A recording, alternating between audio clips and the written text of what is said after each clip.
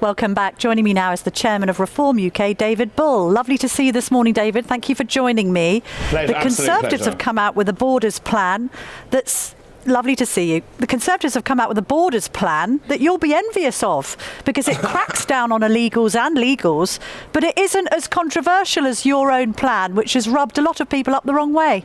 Camilla, I think this is a desperate last-ditch attempt to have some sort of credibility and semblance of actually being able to do something. In fact, when I read that policy last night, my mouth dropped open because it's pretty much a copy and paste of the policy that we launched some month or so ago, Operation Restoring Justice. I think you were at that launch, and pretty much they are doing exactly what we said. And this is very much like a copy and paste. They've literally taken every single word. And when Chris Philp talks this morning about the fact that we put it together on the back of a fag packet, I think that's pretty rich coming from the Conservative Party, who did nothing about our porous borders over 14 years.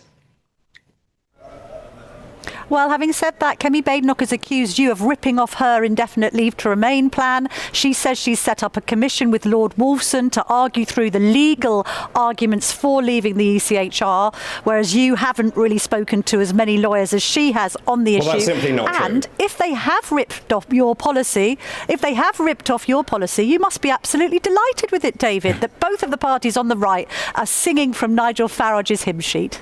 Well, if you look at the latest Merlin poll, the voters don't actually trust the Tories to get anything done. And there's a very good reason for that, isn't it? They're all talk, nothing ever happens. And when you look at the latest polling, this morning, we've gone up to 34, which is up 2 points. The Conservatives and Labour both down. We're polling almost as much as Labour and the Tories combined. And so the public is saying, actually, we want to take back control of our borders. We want someone to actually sort out this unholy mess. And that the people to do that will be Reform UK.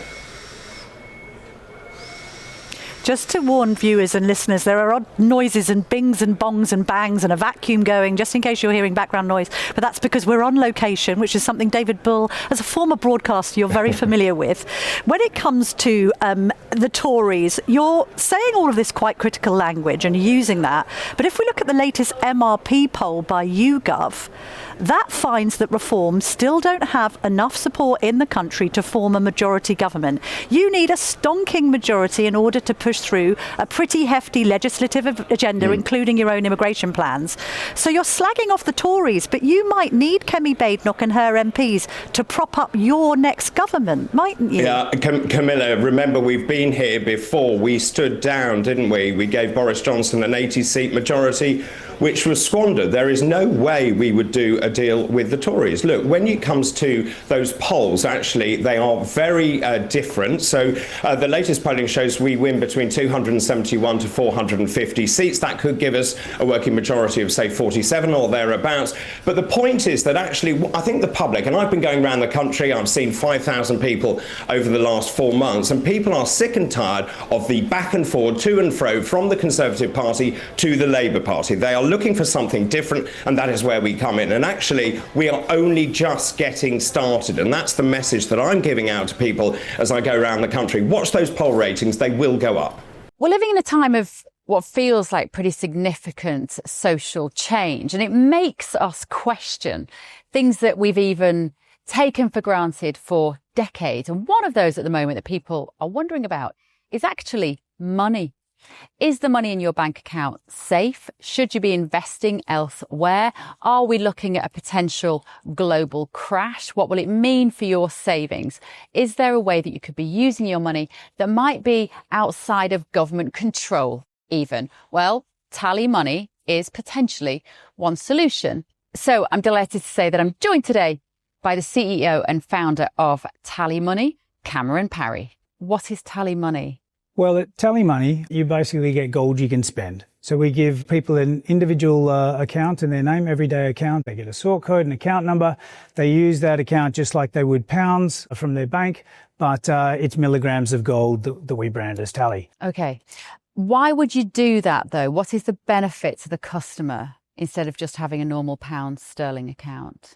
Gold's performance against the pound is above 11% per annum over the last 25 years on average. but we still need money in our daily lives. And we have savings. We know that it's good common sense and prudent to save up for things, not just living credit. You know, whether it's a holiday or a rainy day, your retirement planning, you need to have money in your life, basically, that you can rely on, that's dependable, that nobody meddles with, that nobody can weaponise against you, which is another element of government control when it's the government currency, which we could talk about another time.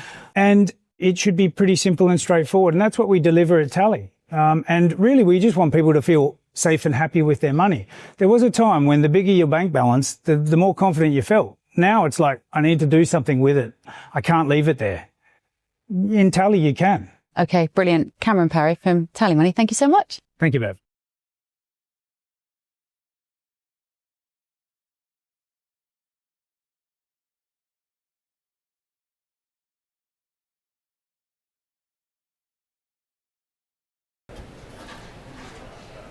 All right, but hang on a minute. Are you saying that you'd rather be in a minority government than form a pact with the Conservatives? Who else are you going to form an electoral pact with if you were going to enter into coalition government?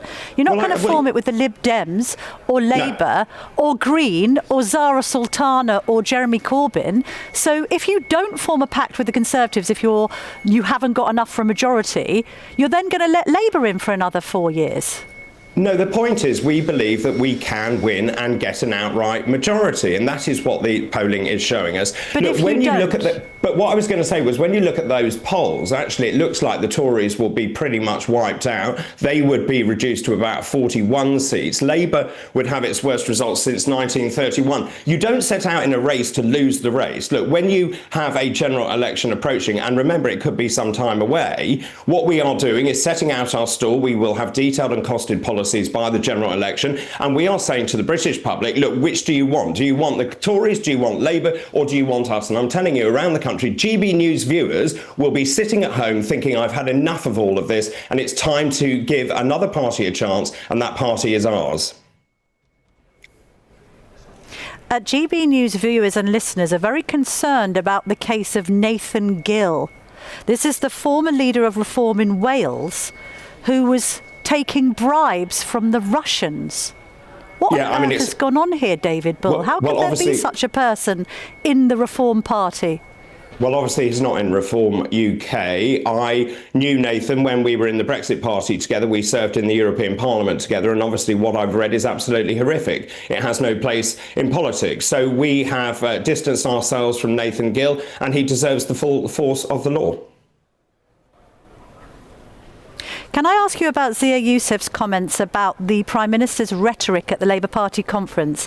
He claimed earlier this week that it had incited violence against Nigel Farage. He also revealed that Nigel Farage's taxpayer-funded bodyguards had been cut by 75% by the government. What's your response to that? Is Sir Keir Starmer inciting hatred against your party leader? Yes, I think he is, actually.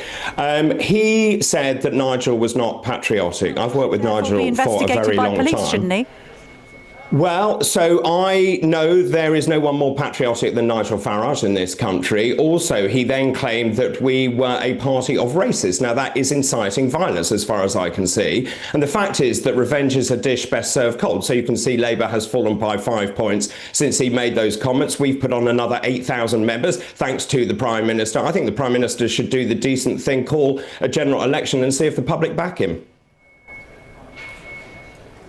The Prime Minister has denied Zia Youssef's claims that he has incited any violence against Nigel Farage at all in his rhetoric at conference. But just by extension, if you think that his words are inciting violence, then surely both you and Zia Youssef should be calling on the police to investigate. Yeah, I think it's a really good point, actually. Look, I think you also have to look at this pragmatically. As I said, I'm going around the country police to investigate the Prime Minister. Well, let's just talk about the ramifications. Let's not forget Joe Cox, David Amess. Let's talk about what it means to be a member of Parliament. Nigel Farage And I can't go into operational details, but certainly our security has had to be stepped up. I am very aware when I'm going around the country that there is a risk attached to all of this, and it only takes one stupid person to do something. I think certainly Keir Starmer's rhetoric was wrong. I think the public can see that. That's why the poll rating is going up. But as to whether it's a police matter, that is a matter for the police.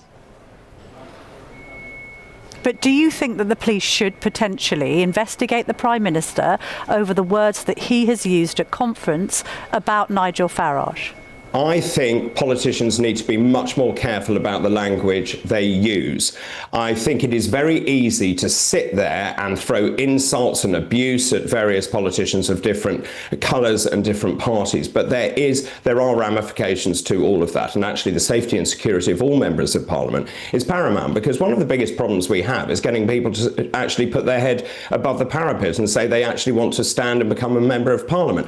If we don't allow that to happen in a safe and secure way, we will not get the best and the brightest going into Parliament, and that would be a travesty for this country. So I think politicians on all sides need to be very careful. Remember, play the ball and not the man. Well, I am literally sitting opposite the Sir David Amess Theatre, so I think that's a very good point. Just finally and very, very quickly, David Bull, because we're running out of time, Kemi Badenoch said that people who are in the Tory party, MPs that don't support her Borders plan, cannot run for the Tories at the next general election. So you could have some more Conservatives coming up for you if you want them. Well, look, I make this very clear when I go around the country. I say we don't want failed Tories. We want the best and the brightest from across the political spectrum, and that is what we are seeing. We have had defections like Danny Kruger from the Conservative Party. He is very welcome, but there are lots of Tories I certainly wouldn't take, and I think the rest of the party would feel the same way. All right, David Bull, thank you very, very much indeed for joining me on this Sunday morning. Great to speak to you.